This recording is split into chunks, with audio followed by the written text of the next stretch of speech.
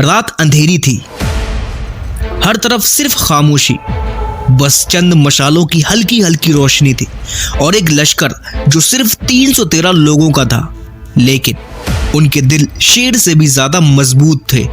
دوسری طرف ایک اور لشکر تھا جو اپنی طاقت پر مغرور تھا، جنہیں اپنی تلواروں کی چمک پر بہت زیادہ فخر تھا، لیکن ان میں ایک ایسا شخص بھی موجود تھا جو ایک پوری فوج کے برابر تھا، ایک ایسا شخص جس کے ہونے سے دشمن کا خون جم جاتا تھا، ایک ایسا شخص جس کی تلوار کی چمک کو دیکھ کر دشمن کو موت آنے لگتی تھی۔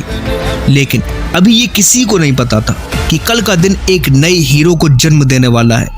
صحابہ رات بھر عبادت کرتے رہے، وہیں رسول اللہ صلی اللہ علیہ وآلہ وسلم سجدے میں گر کر دعائیں مانگتے رہے کہ یا اللہ، یہ تیرے بندے ہیں، اگر یہ کل ہار جاتے ہیں تو قیامت تک تیرے دین کا نام لیوا کوئی نہیں رہے گا۔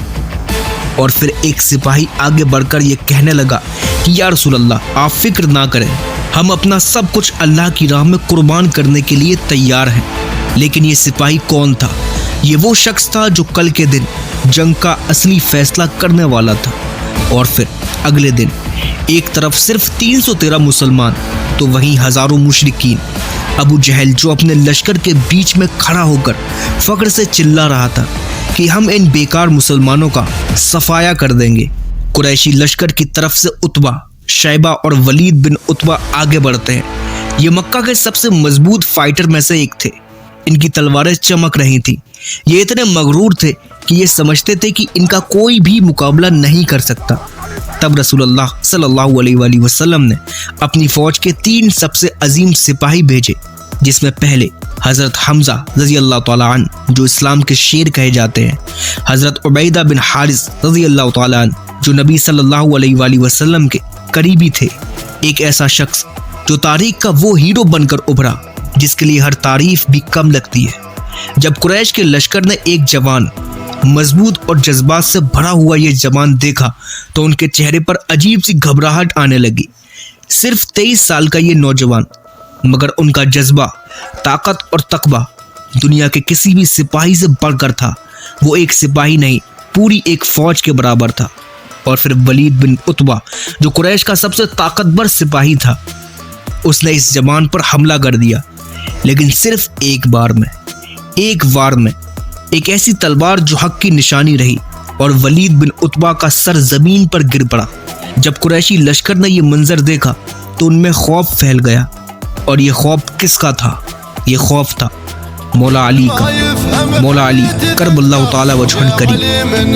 اور پھر جنگ بڑھتی رہی، مولا علی ایک کے بعد ایک مشرک کو قتل کرتے رہے۔ حنظلہ بن ابی سفیان، ابو سفیان کا جو بھتیجا تھا، مگر حضرت علی نے ایک بار میں اس کو گرا دیا۔